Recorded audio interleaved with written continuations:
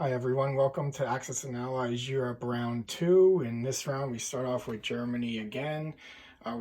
Germany's gonna do an attack on the Ukraine and then a massive attack on East Poland. So this is what Germany's end of round 2 turn looks like. They have the Ukraine, East Poland. There's a blue chip under that tank, that means 10 additional tanks there. And then not too much other combat to do. The English fleet is out of range there, so they just moved the Navy from Gibraltar up to the Bay of Biscay there. And then the last thing they're going to do is just with the transport here, we're going to move this up to northern Italy, put 2 troops on the transport, and take we're going to take a movement over here to Algeria, unload them in Algeria, and then this one infantry here is just gonna go over there, so they're able to put up some type of fight here, maybe to not totally lose North Africa right away. And then they're gonna purchase all tanks again there, so that we have 8 tanks there that they purchased, and their income they collect is at 42 IPCs now, so that's up too.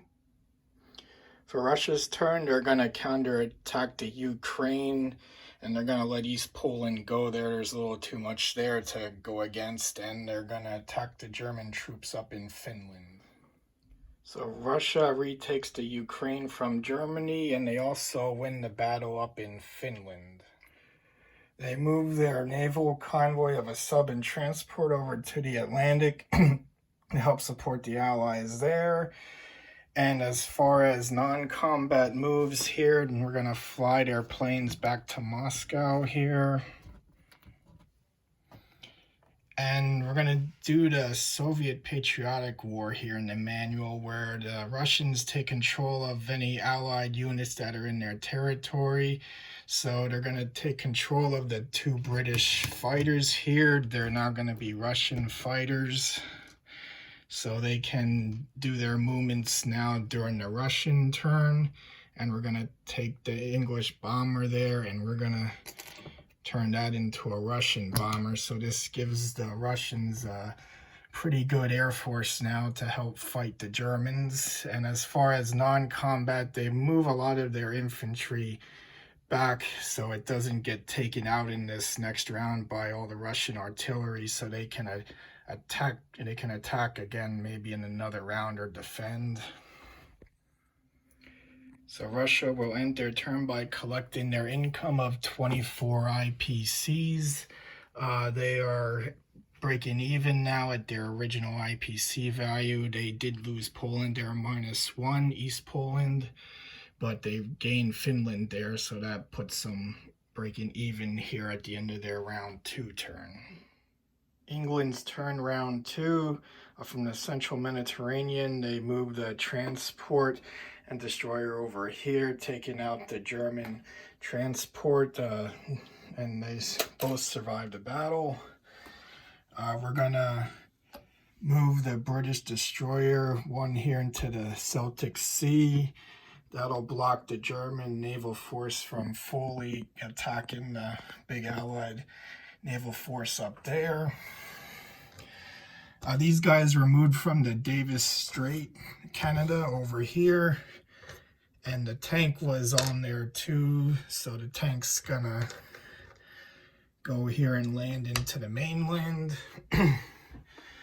Over here in the Middle East, we're gonna fly this fighter up to Stalingrad for 4 movements there. 1, 2, 3, 4. And this British infantry is gonna move into the Caucasus there. That's going to give Russia more support here, because the name of the game here is to prevent Russia from falling to Germany at all costs. And then as far as purchasing units, they're going to purchase 3 transports with the money they have. And we're going to place them all up there in the Atlantic to start up an invasion into Europe. And then they're going to collect their income. We're at 21 IPCs now for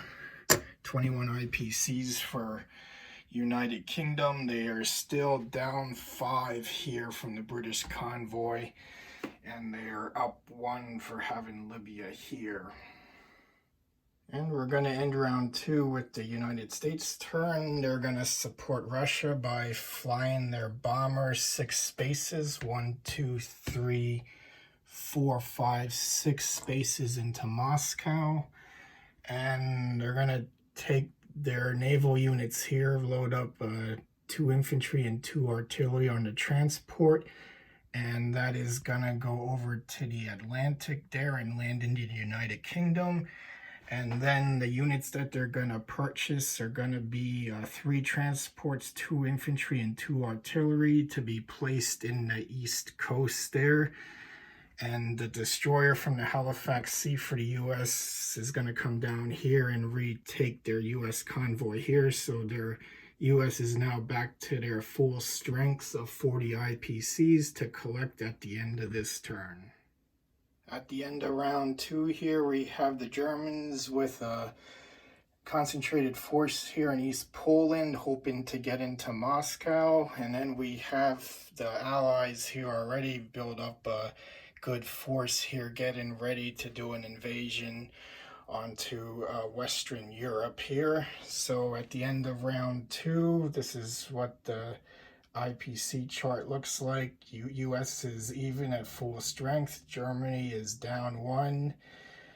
Russia is even, and England is down 4 there. They still have a British convoy here that's still under German control here, that they're -5 IPCs, but up 1 from controlling Libya here. So that does it for round 2. On to round 3.